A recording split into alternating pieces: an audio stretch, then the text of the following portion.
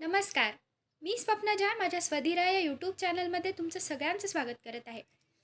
जय माता दी. नवरात्रीचा हा पहिला दिवस. आज आपण आराधना करतो शैलपुत्री मातेची.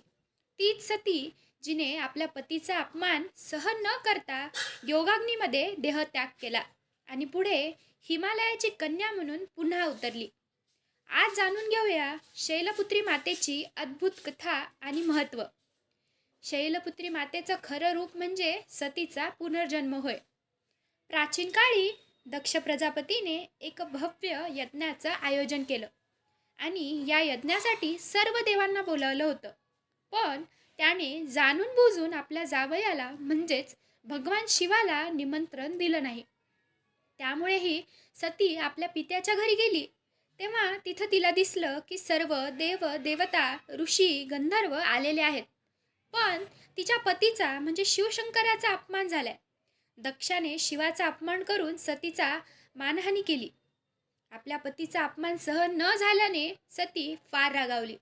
तिने ठरवलं, ज्या शरीरातून पतीचा अपमान सहन होतो त्या शरीरात मी राहणार नाही आणि तिने तेथेच योगाग्नीमध्ये बसून आत्मदहन केलं. हे पाहून संपूर्ण ब्रह्मांड हादरलं. भगवान शिवाला जेव्हा हा समाचार कळला तेव्हा ते प्रचंड संतप्त झाले. त्यांनी वीरभद्र आणि भयंकर गणांना निर्माण करून दक्षयज्ञ उद्ध्वस्त केला.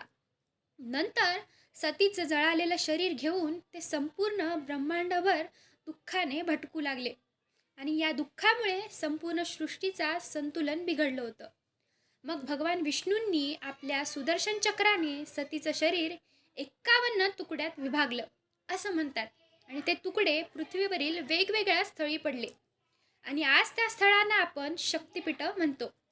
यानंतर सतीने पुन्हा जन्म घेतला हिमालय पर्वतराजाच्या घरी, म्हणून तिला शैलपुत्री असं नाव पडलं, म्हणजेच पर्वतराजाची कन्या. हाच सतीचा दुसरा अवतार म्हणजे शैलपुत्री.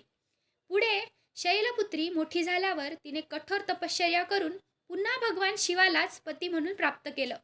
म्हणूनच शैलपुत्रीला भक्तीतलं स्थैर्य आणि दृढ निश्चयाचं प्रतीक मानलं जातं. नवरात्रीची सुरुवात शैलपुत्रीच्या पूजनानेच होते. तिच्या कृपेमुळे मनात आत्मविश्वास, स्थिरता आणि श्रद्धा जागृत होते. ती साधकांना आध्यात्मिक मार्गावर पहिलं पाऊल उचलण्यासाठी प्रेरणा देते असं म्हणतात.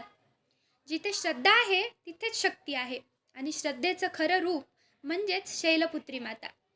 आजचा व्हिडिओ तुम्हाला कसा वाटला आणि शैलपुत्री मातेची ही कथा तुम्हाला कशी वाटली मला कमेंट्सद्वारे नक्कीच कळवा.